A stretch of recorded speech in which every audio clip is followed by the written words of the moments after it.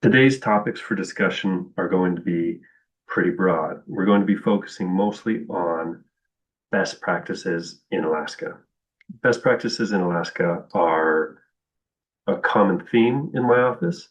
And so best practices are something that changes quite often, especially because my best practices and the advice that I provide to my clients or to anybody who's attending one of these classes is that best practices are defined both by statute, case law, and also by a revolving door of who is a judge and what are they currently making decisions on and why, if we know why, or how does that impact litigants.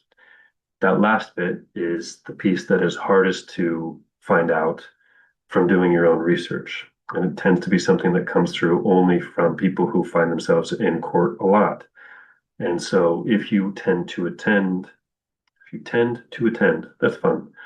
If you attend court often, especially in eviction court, you'll notice that there's differences between the judges who hold those hearings. Those differences are an absolutely valuable source of knowledge about how to approach cases, and you can make rules or you can make best practices for yourself based upon succeeding, even if you were to have the bad luck of having the most inconvenient judge assigned to your case. So, with that, here's the list of topics. We're going to talk about the different terms of leases.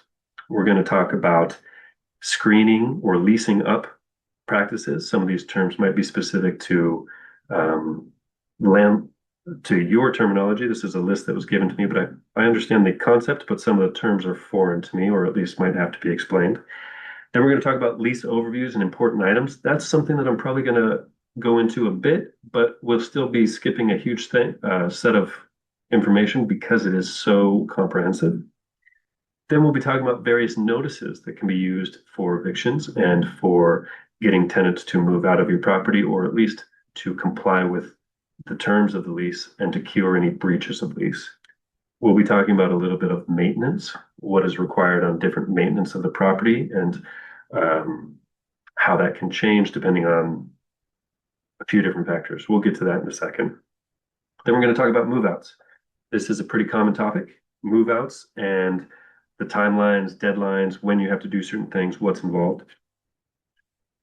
I'm going to flip my page. If we have time, we're going to go to current case law and things that have been changing. This is a topic that is technical, but near and dear to my heart because, like most attorneys, I enjoy the technical side. So I have stuff prepared for this if anybody has questions.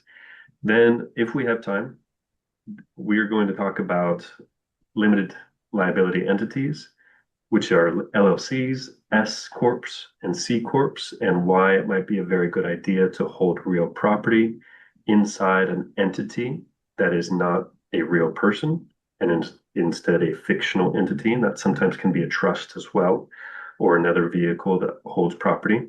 But today we'll probably be focusing on LLCs, which is the most common in Alaska for managing real property for rentals.